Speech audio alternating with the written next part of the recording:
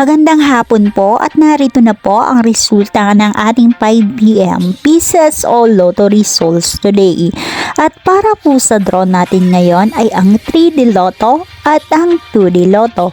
Para po sa mga bagong nanonood, huwag niyo pong kakalimutan mag-subscribe sa aking channel at pahit na din po ako notification bell para updated po kayo lagi sa aking mga bagong upload.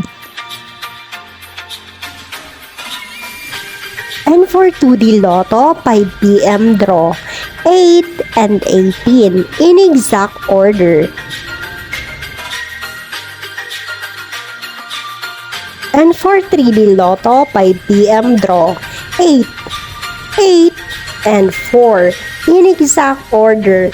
Maraming salamat po sa inyong panonood.